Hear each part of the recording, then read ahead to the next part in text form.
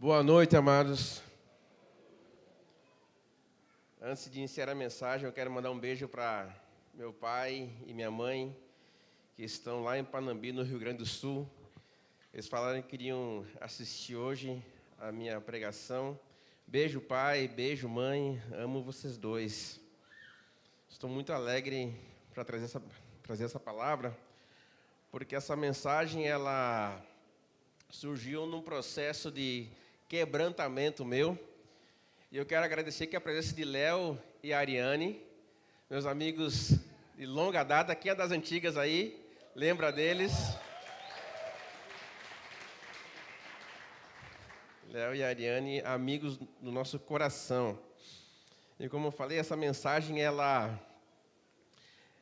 nasceu numa noite, num evento que eu estava tocando. Eu fui convidado a tocar num evento com um cantor.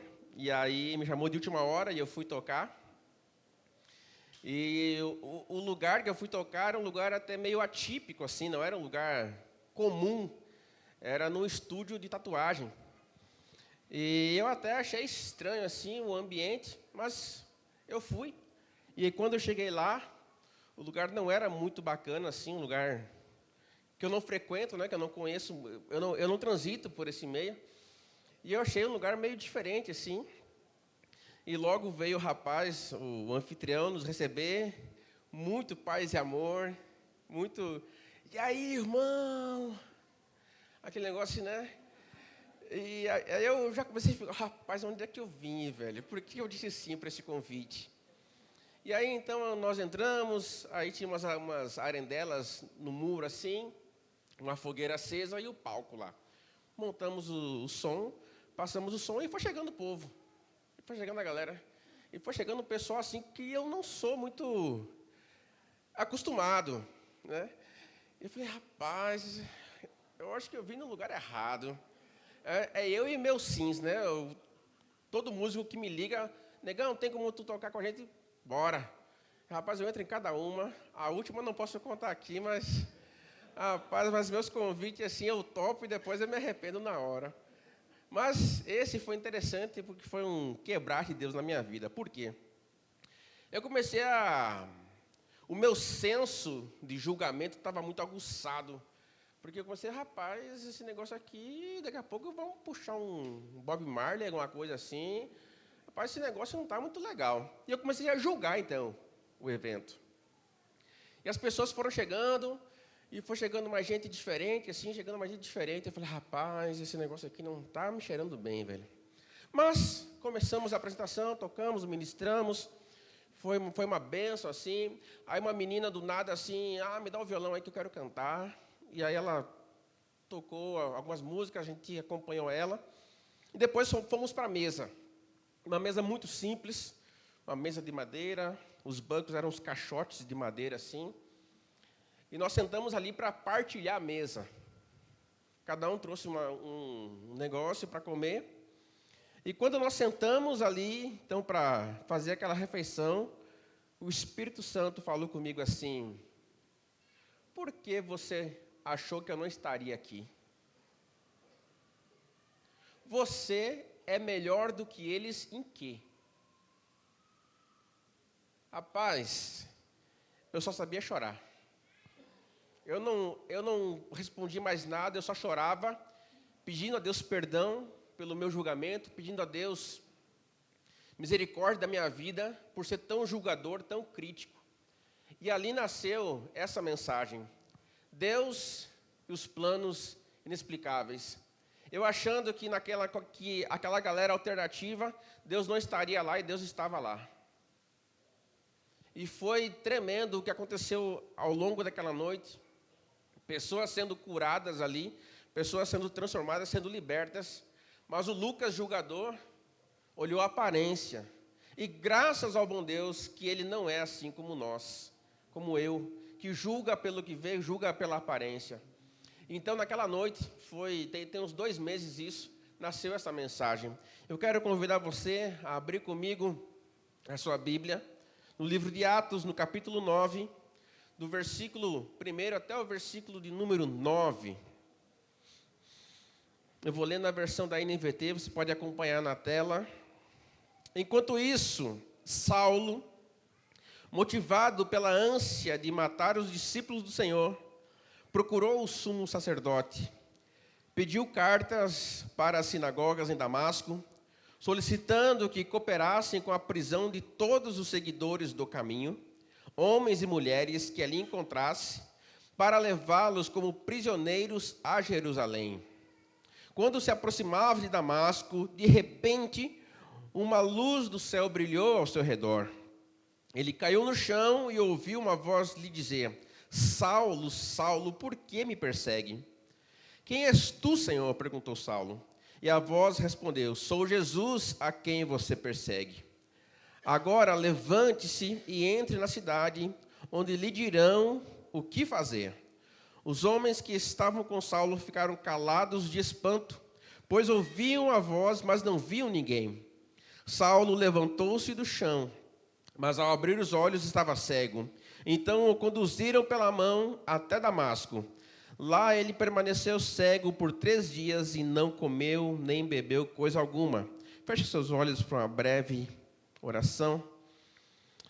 Obrigado, Jesus, por tua presença aqui nesse lugar, por tua graça que é derramada sobre nós.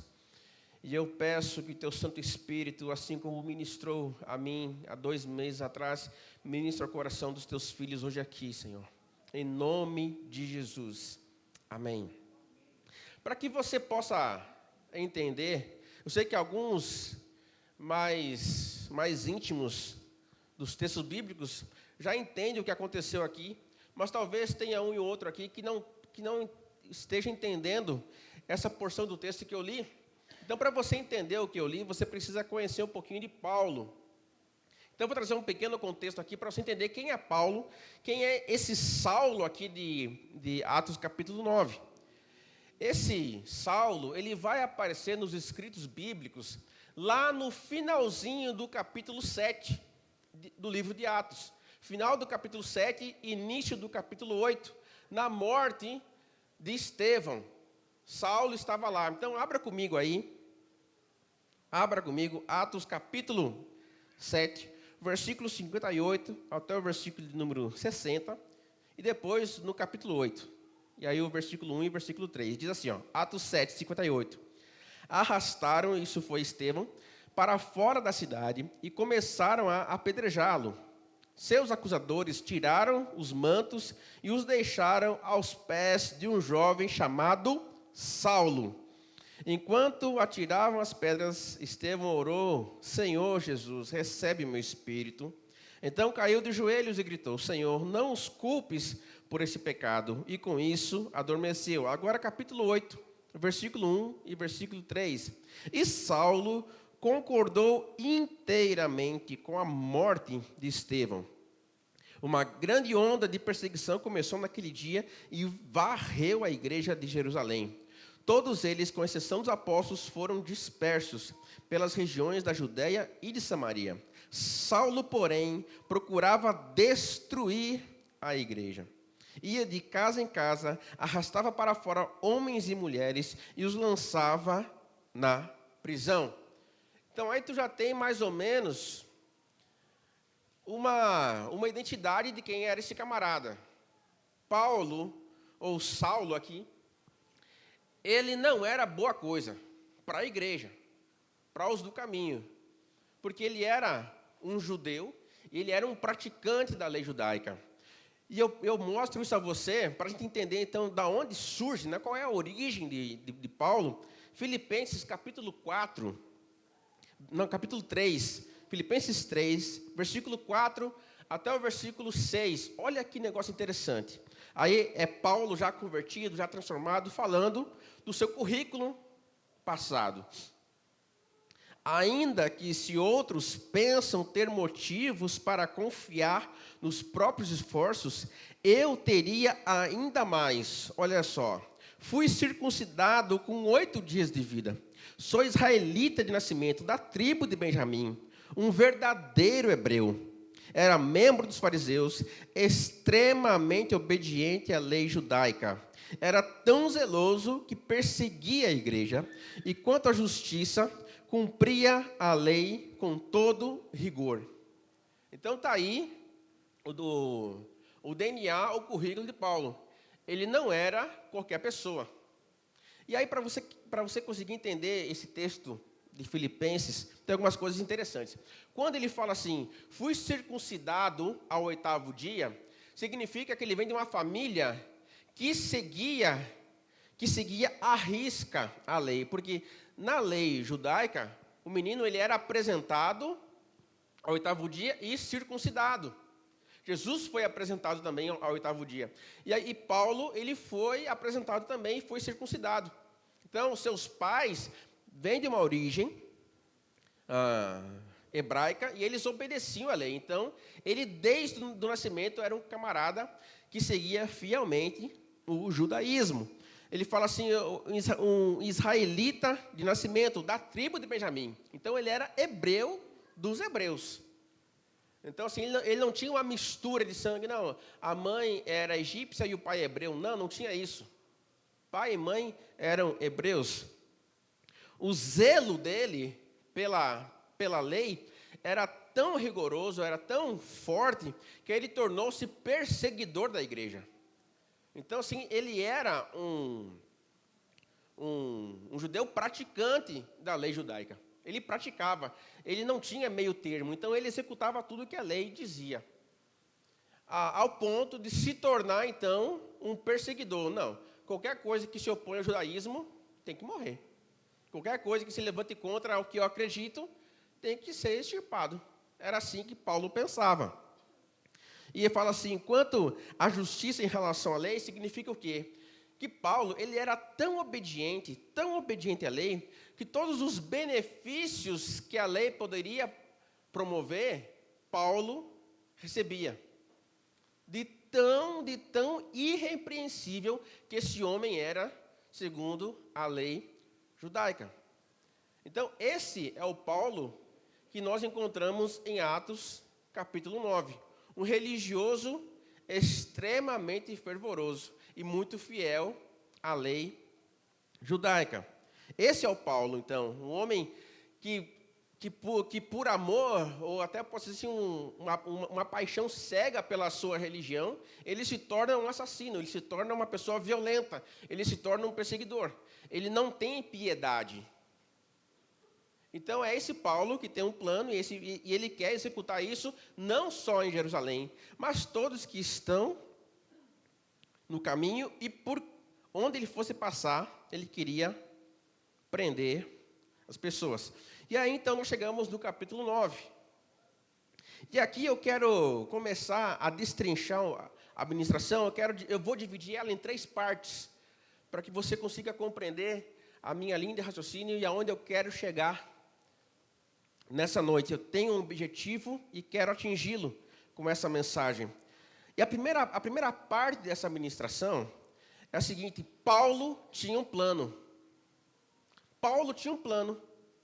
Quando nós olhamos para Atos, capítulo 9, fala assim, versículo 1 e versículo 2.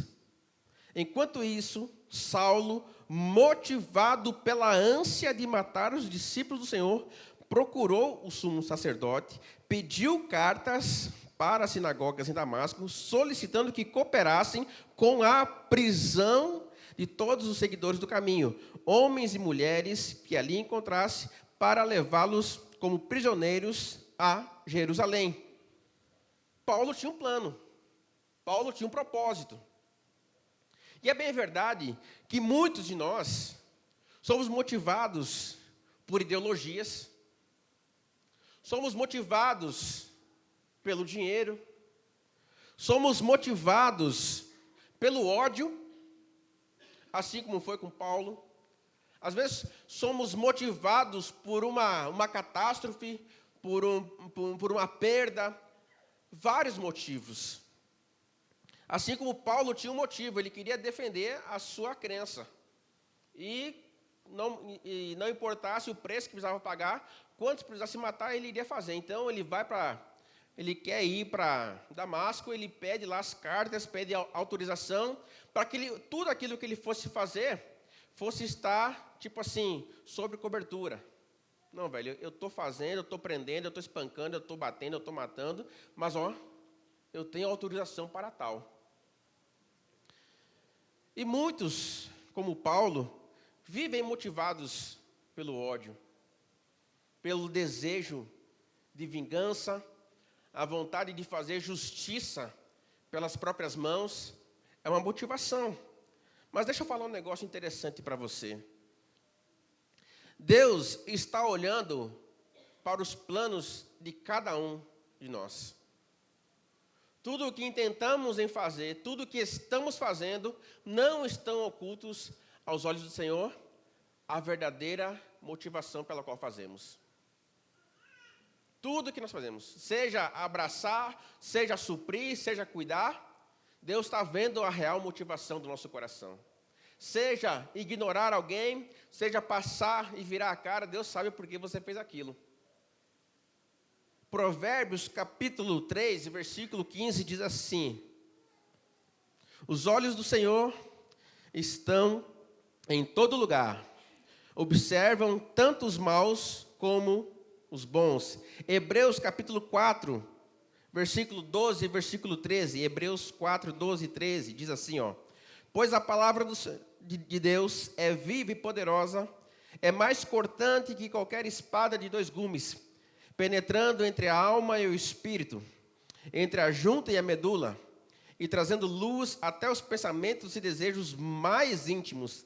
Nada em toda a criação está escondido de Deus. Tudo está descoberto e exposto diante dos seus olhos, e é a Ele que prestamos conta. Então Deus sabe das motivações, e Deus sabia da motivação de Paulo naquele momento. Deus sabia o que estava se passando no coração. Deus sabia das pessoas que estavam dando carta branca para que Paulo fizesse aquilo que ele planejava. Tudo estava exposto diante de Deus. E você acha que Deus iria passar panos quentes? Que Deus iria fechar os olhos? Claro que não. Assim como Ele não fechará os olhos para você e para mim. E aí então Paulo pega suas cartas, coloca na sua mochila e está seguindo o seu caminho. Está seguindo o seu caminho, pronto para executar aquilo que ele havia planejado. E eu até imagino ele com um gostinho de sangue na boca. Rapaz, eu vou prender tanta gente agora. Eu vou bater em tanta gente. Ai, meu Deus, obrigado. Eu imagino Paulo com essa sede, com esse ódio saindo pelos poros. Mas acontece o quê? Tem alguém no caminho dele. Tem alguém no caminho dele que não vai deixar ele fazer isso. Sabe por quê? Porque é Jesus que está no caminho. Não era outra pessoa, não era um profeta, não era um apóstolo. O próprio Jesus o encontrou no caminho. E aí então ele cai no chão porque aquela luz o toma. E ali os que estão acompanhando ele ficam tomados de susto por aquilo que aconteceu. Falam, rapaz, alguém está falando, mas eu não consigo ver ninguém. Não consigo ver ninguém presente aqui, mas a voz é audível.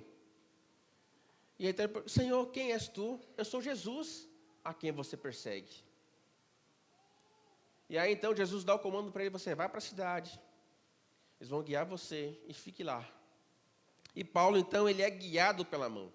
E aí, eu vou entrar no segundo ponto, na segunda parte dessa mensagem, que é Deus chama os improváveis. Deus chama os improváveis. Quando eu leio esse encontro de Jesus com Paulo, eu fico pensando assim, eu viajo, eu já falei isso para vocês aqui, eu meio que me transporto para esse texto, e eu me coloco na cena. Eu falo assim, Jesus, na moral, Jesus, não tem alguém menos pecador? Não tem alguém menos mal para você escolher? Poxa, tem que ser esse. Talvez, se você estivesse comigo lá naquela cena, você ia pensar como eu. Rapaz, eu vou colocar o Paulo no primeiro lugar da lista para o inferno, velho. Porque, poxa, um cara mau como ele, um cara sanguinário, esse cara vai se converter? Oh Deus, pelo amor de Deus, pense direito. Nossa, será que não tinha um fariseu lá menos violento, um fariseu mais mansinho, para que a gente possa se aproximar? Tinha que ser esse. Tinha que ser esse. A verdade é que tinha que ser esse. Deus olha para o plano de Paulo e Deus fala assim: deixa ele ir, eu vou frustrar o plano dele. Deixa ele ir, ele está achando que vai fazer, ele está achando que vai acontecer. Deixa, eu estou ali na esquina esperando ele. E é isso que acontece. Jesus o encontra, e Paulo cai no chão e fica cego. E aí então começa o plano de Deus, entra em ação o plano de Deus na vida de Saulo. Rapaz, que coisa tremenda isso. E agora eu quero que você mergulhe comigo nessa porção maravilhosa do texto. Porque Deus então começa a colocar seu plano em ação. E Ele vai mostrar em sonhos a um rapaz, a um discípulo chamado Ananias. Deus fala com ele em sonho e diz: olha, você vai na rua direita, vai ter um rapaz, o nome de Saulo, assim, ele está cego, você vai orar por ele e vai voltar a enxergar. E aí, no texto que a gente vai ler aqui, você vai ver que Ananias, ele meio que questiona Deus. Ô Senhor, você não sabe o que Ele está fazendo com o nosso povo? Por acaso, tu não está sabendo o que Ele já fez lá em Jerusalém?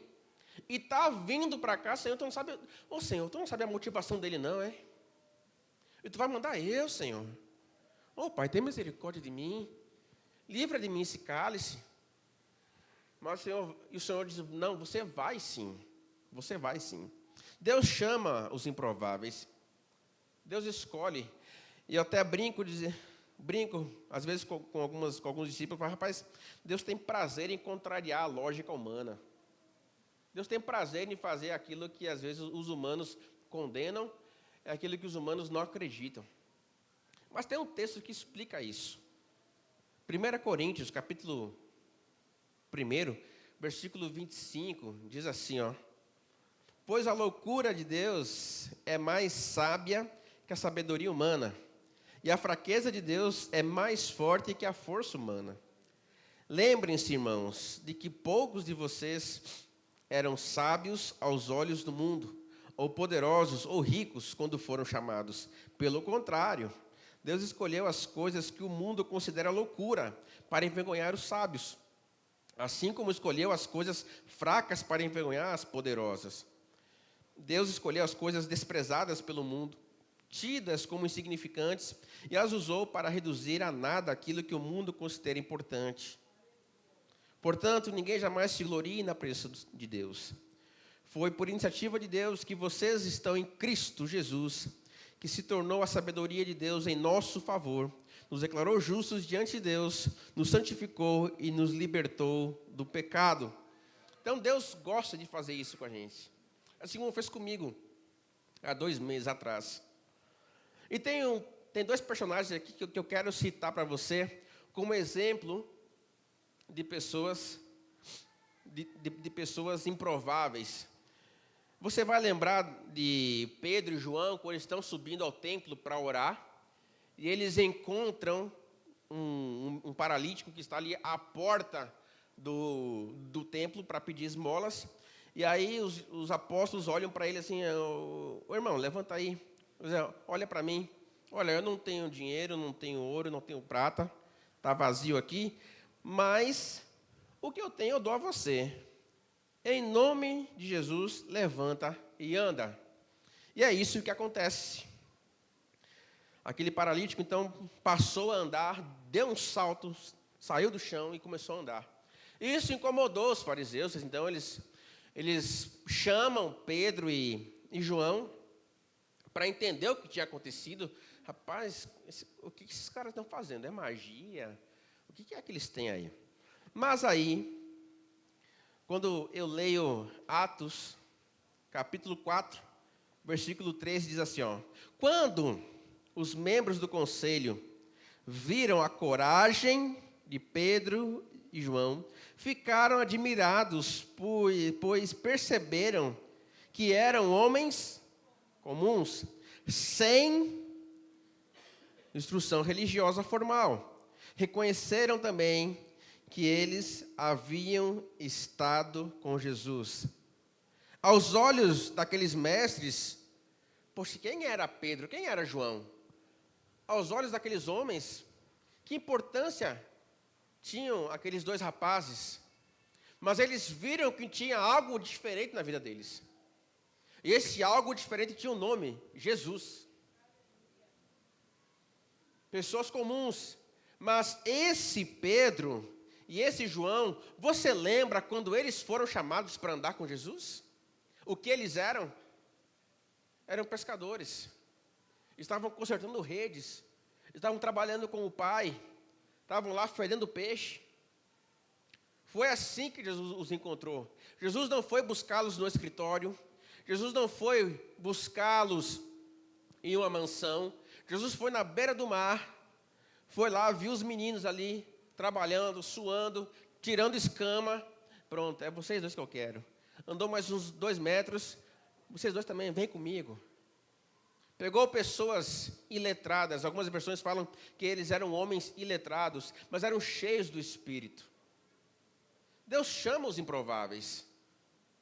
Deus chama aquilo que o mundo despreza, aquilo que as pessoas desprezam, Deus chama, Deus escolhe.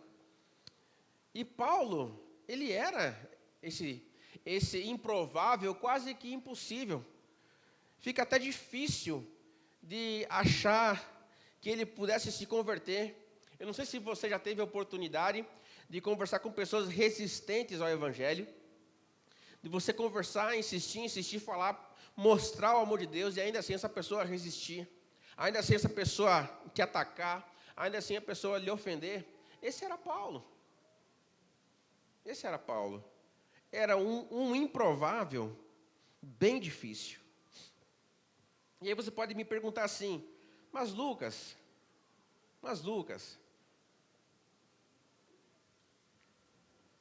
o que é uma pessoa improvável? O que é uma pessoa improvável hoje? Nós não vemos muitos Saulos em nosso meio, glória a Deus por isso.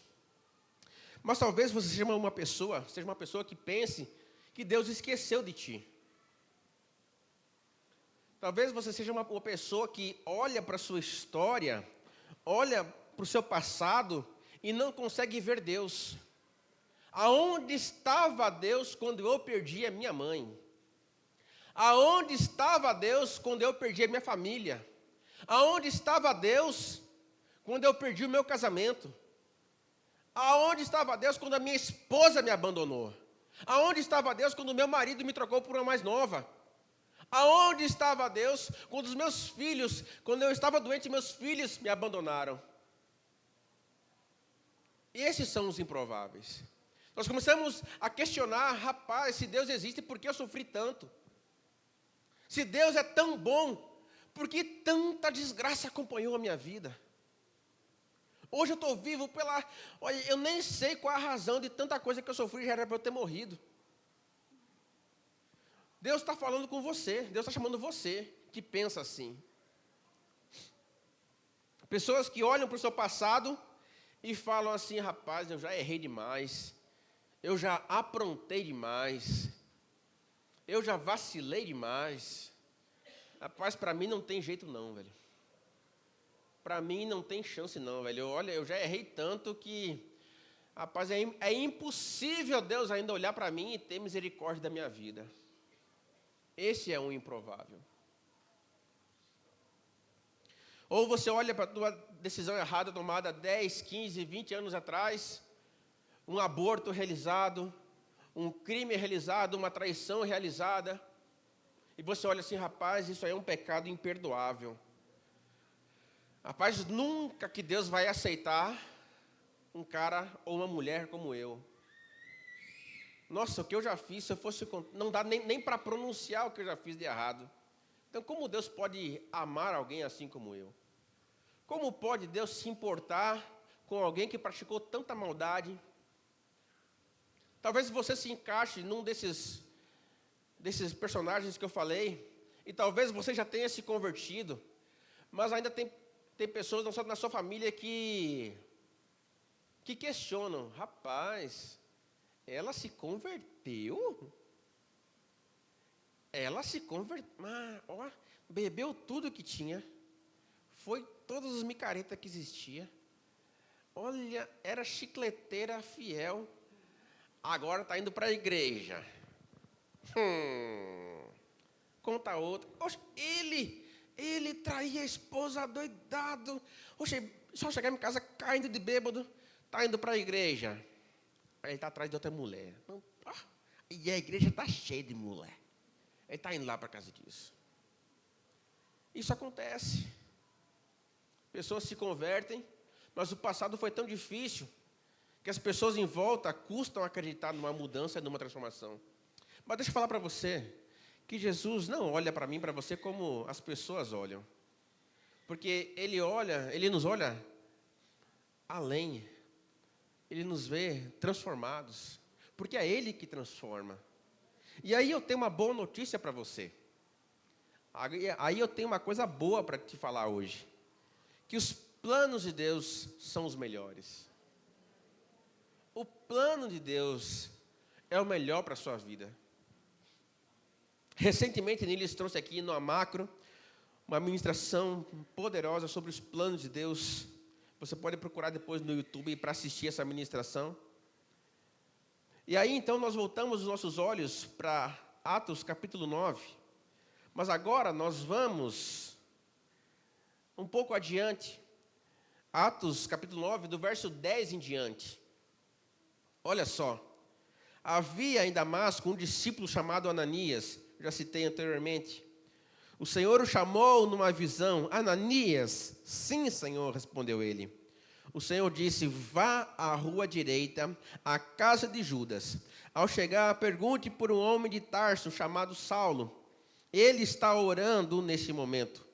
Mostrei-lhe numa visão um homem chamado Ananias, chegando e impondo as mãos sobre ele, para que voltasse a enxergar. Ananias, porém, respondeu: Senhor, ouvi muita gente falar das coisas horríveis que esse homem vem fazendo ao teu povo santo em Jerusalém. E ele tem autorização dos principais sacerdotes para prender todos que invocam o teu nome. Mas, oh aleluia, olha que texto. O Senhor, no entanto, disse: vá, pois Saulo é o instrumento que escolhi para levar minha mensagem aos gentios e aos reis, bem como ao povo de Israel. E eu mostrarei a ele quanto deve sofrer por meu nome. Gente, olha que poderoso esse texto. Olha que graça de Deus derramada sobre a vida de Paulo. Paulo, ele sai de um extremo ao outro, de perseguidor a perseguido. Ele ia calar a voz da igreja, agora ele se torna um megafone da igreja. Você consegue ver isso? A transformação que está acontecendo? Porque Deus tinha um plano. Paulo tinha um plano. Acabar com a igreja.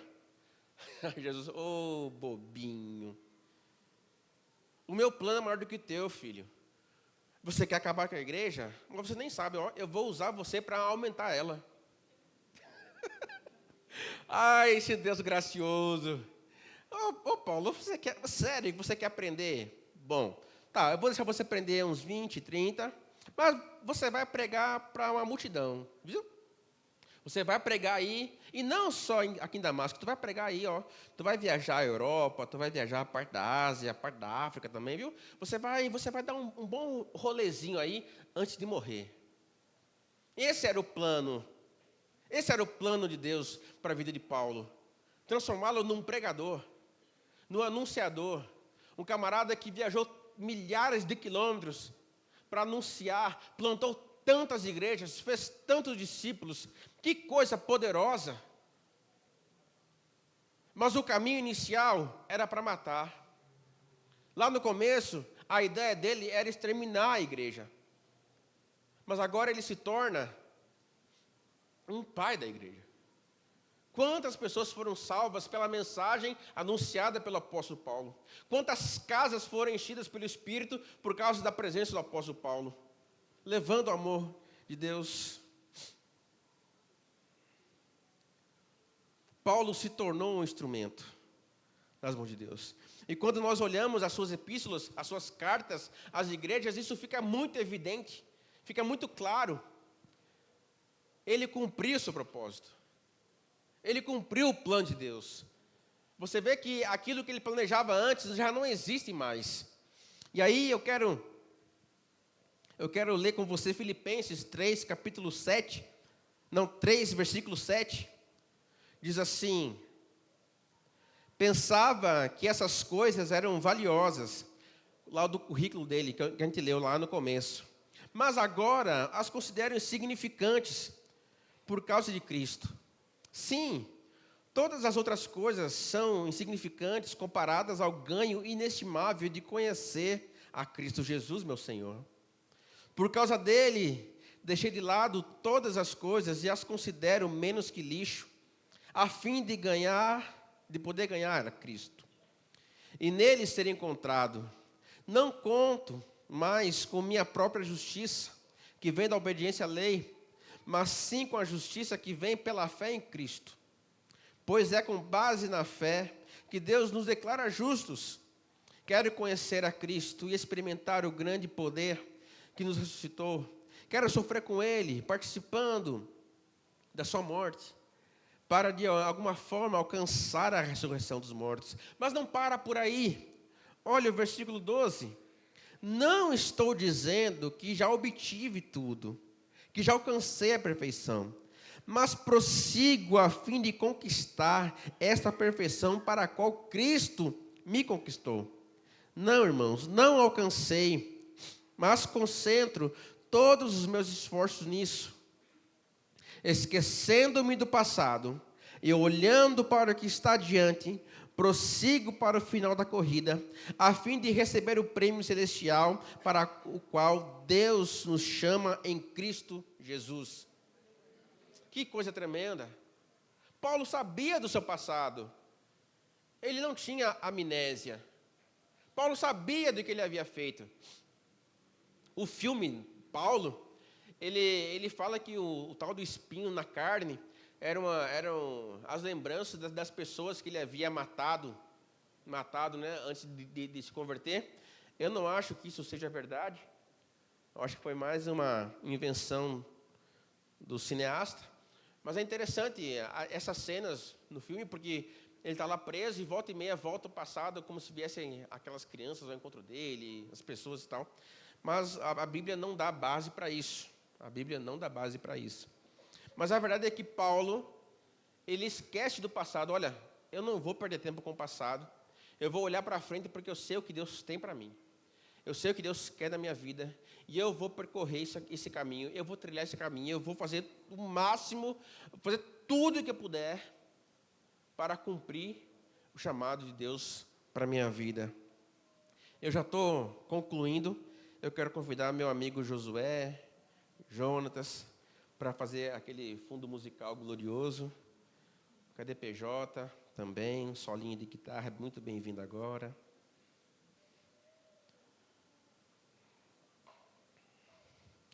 Eu já estou indo para o finalmente. E a pergunta que eu faço é: quem seria Paulo se Jesus não tivesse o encontrado? Quem seria Paulo se Jesus não estivesse no caminho de Damasco? Seria mais um religioso? Mais uma pessoa violenta? Mais uma pessoa má, amargurada? Uma promessa, uma jovem promessa jogada fora por causa de uma paixão cega pela religião, longe de Deus, morreria longe de Deus. Deus chama os improváveis. Deus chama os improváveis.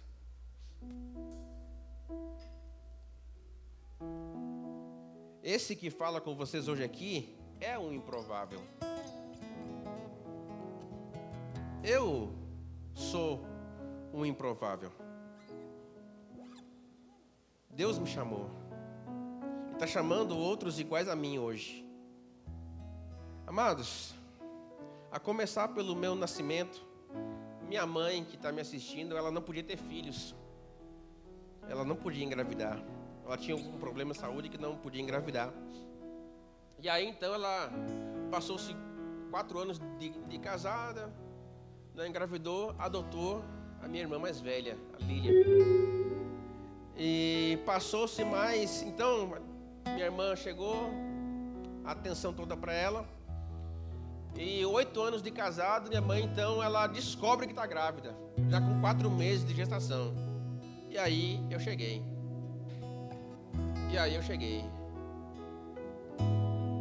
Eu sou improvável. O Senhor me alcançou. Eu dei meu testemunho aqui nos jovens, no último Influente. Com 10 anos, entreguei minha vida a Jesus. Mas quando eu olho para minha história, quando eu olho da onde eu vim, não faz sentido eu estar aqui onde eu estou. Alguém já ouviu falar de uma cidade aqui chamada Condor? Nunca ouviu falar, né? Depois você procura no Google, não agora. Vamos obedecer Marcos Vinícius, não vamos olhar as telas. Depois você procura uma cidadezinha chamada Condor. Ela é o interior do interior, lá do Rio Grande do Sul, próxima a Panambi. E acontece, amados, que eu cresci parte da minha infância nesse interiorzinho.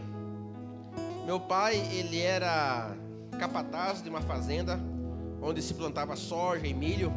Ele também trabalhava como motorista de caminhão e operador de máquina colheitadeira. E eu lembro que com 7, 8 anos, eu e minha mãe, nós íamos na lavoura de milho após a colheita para catar as espigas que caíam da máquina. Em alguns lugares da lavoura a máquina não conseguia pegar, então essa espiga de milho caía. E o dono da fazenda deixava a gente ir lá catar milho. A gente falava assim, juntar milho. E não foram poucas as vezes que eu e minha mãe fizemos isso. Não foram poucas as safras que nós fizemos isso.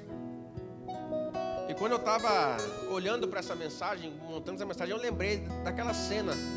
Eu com 8 anos, minha mãe do meu lado, a gente catando milho e a chuva descendo, e a gente tentando acelerar o processo para poder ir para casa. E quando eu olho para aquela história, não faz sentido eu estar aqui. Quando eu olho da onde eu vim,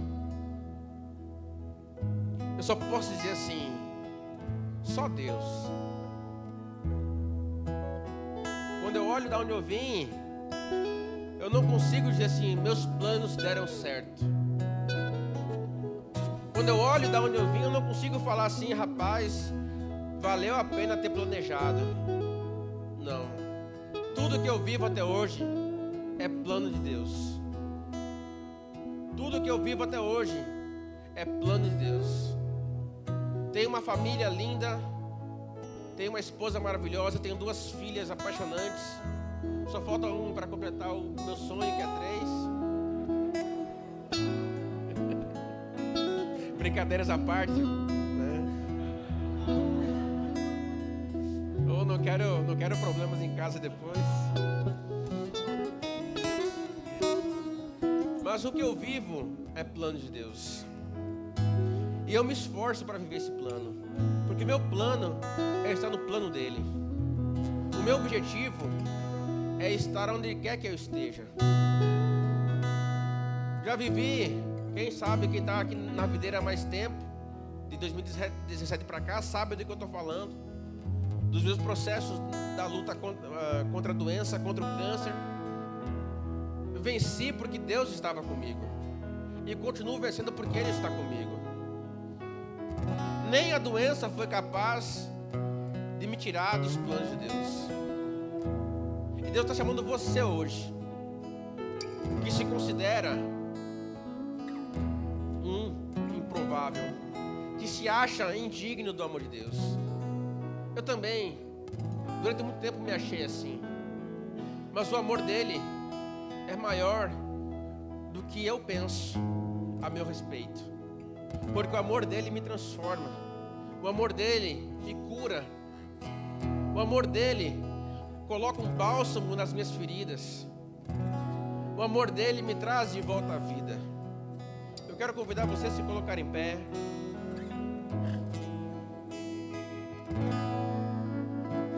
Nós vamos cantar essa música.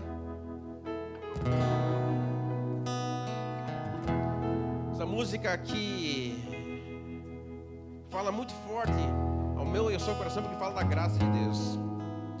E eu quero orar contigo hoje. Quer dizer, eu vou chamar a pastora Fernanda para orar com você, para que você tenha um encontro com Jesus, para que essa graça alcance você, para que você seja perdoado hoje, para que você seja curado hoje e viva um tempo de graça, de amor e derramado do Senhor sobre a sua vida. Assim como Ele me alcançou, Ele quer alcançar você e transformar você. Feche os seus olhos enquanto a gente começa a cantar. E a pastora Fernanda vai assumir aqui o microfone e vai ministrar sobre você.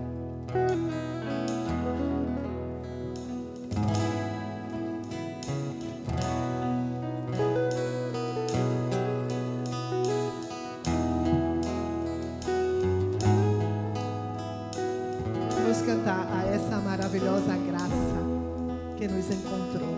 Todos nós fomos alcançados por ela. Obrigada, Jesus.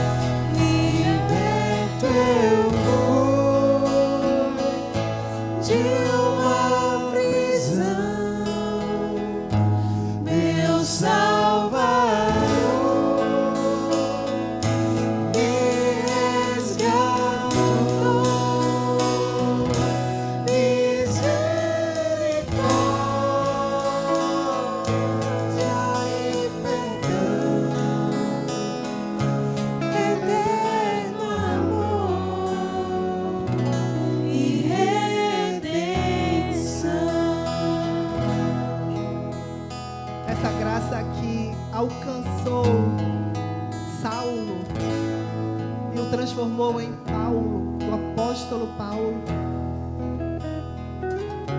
aquele homem improvável, aquela graça que me alcançou, uma pessoa totalmente improvável, mas essa graça também me alcançou e me transformou. Esses planos maravilhosos e inexplicáveis de Deus. Esse mesmo Deus está agindo aqui essa noite. E você que se vê talvez como também um improvável, alguém que tem jeito para outras pessoas, mas talvez você pense que para você não tem jeito. Não, essa graça está derramada neste lugar, como estava derramada naquele caminho que Paulo estava tomando para Damasco, e aquela graça o alcançou, aquela luz o envolveu e Jesus falou com ele e ele está aqui essa noite e quer também se revelar a você. Ele quer abrir os seus olhos, que vendas caiam dos seus olhos e transformar você naquilo que Ele planejou. Deus tem um propósito na sua vida. Você não nasceu por acaso. Deus tem planos para você. Essa noite é noite de encontrar com esta graça. Nós vamos orar essa noite. Eu quero que você venha aqui na frente. Venha, você que já orou tantas vezes e diz assim para mim: eu não consigo alcançar. A graça te alcança. Nós vamos orar. Venha que nós vamos orar por você.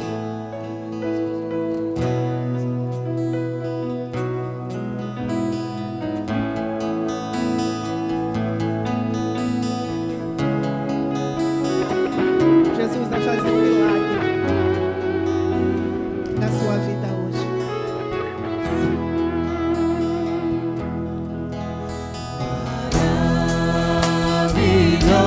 Maravilhosa graça que perdido me encontrou, estando cego pude ver, isso me resgatou. Quando tua graça me tocou, do medo me livrou. Quão preciosa é pra mim a graça do Senhor. Liberto eu fui de uma prisão, meu Salvador me resgatou. Misericórdia e perdão, eterno amor e redenção. Quando eu era jovem e ainda não conhecia Jesus, você pode não acreditar, quem não me conhecia, mas eu era carnavalesca. Eu gostava do carnaval de rua de Salvador. E eu tinha uma vizinha, depois que eu me converti, depois de um tempo de convertida, essa vizinha que morava num apartamento embaixo do meu, ela chegou pra mim e se identificou. Eu sou cristã, eu sou crente. E eu via você, e eu tinha vontade de falar de Jesus pra você, mas eu achava que você nunca ia ouvir a mensagem. Ela me via também como eu me via, uma improvável. Ela disse: essa pessoa não vai se converter nunca. E ela deixou de falar de Jesus pra mim, porque me viu como uma improvável. Hoje o Senhor te vê com os olhos dele, e Deus quer realizar os planos dele na sua vida. Fazer de você uma discípula, um discípulo dele, cheio do Espírito Santo, para andar nos caminhos dele e viver, experimentar a vida plena que Jesus conquistou para você na cruz. Nós vamos orar. Já os pastores que estão aqui na frente, preparem por as mãos. Amado Jesus, obrigada por esta graça, Jesus. Obrigada porque o Senhor nos vê com outros olhos. O Senhor não nos vê como nós nos vemos, nem como os outros nos vê. O Senhor vê além. O Senhor sabe para que existimos, para quem existimos. Tu és o autor das nossas vidas e queremos te agradecer por essa noite, porque aquela graça, Senhor, que alcançou o apóstolo Paulo, está disponível hoje para nos transformar, Senhor, de Saulos em apóstolos, Paulo. Eis aqui as nossas vidas, essas vidas aqui na frente, Senhor. Que o Senhor derrame graça sobre cada uma para que se transformem naquilo que o Senhor planejou, que cumpram o teu propósito. Experimentem teu amor, sejam tudo que o Senhor deseja, que deem muito fruto para a tua glória, Pai. Obrigada por essa noite.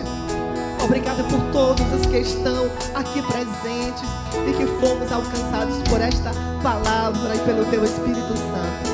É em teu nome que nós oramos, Senhor. Amém e amém.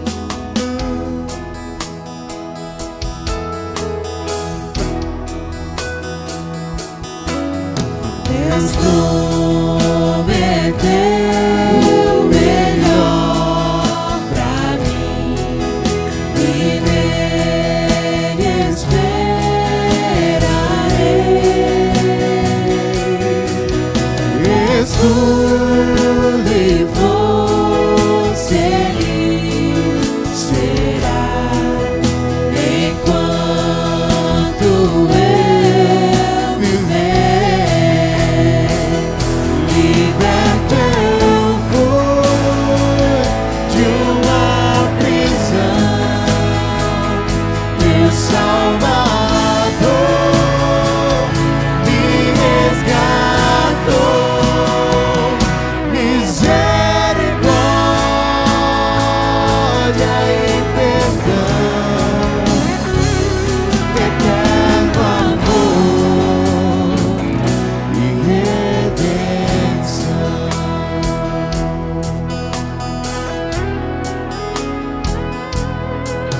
Se o meu mundo se acabar e o sol não mais brilhar, o Deus que um dia me chamou será pra sempre meu.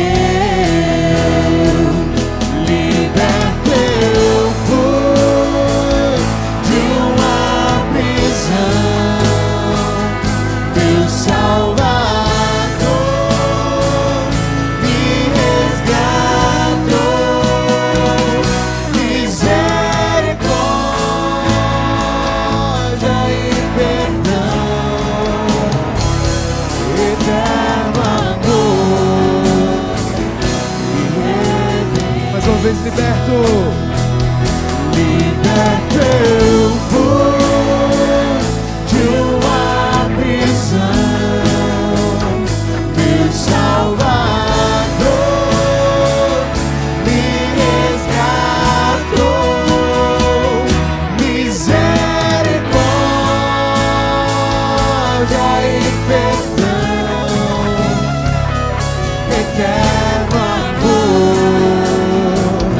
e redenção, eterno amor e redenção, eterno amor e redenção. Deus abençoe, uma abençoada semana para todos. Terça-feira, Conexões, e quinta, todo mundo aqui de volta. Amém?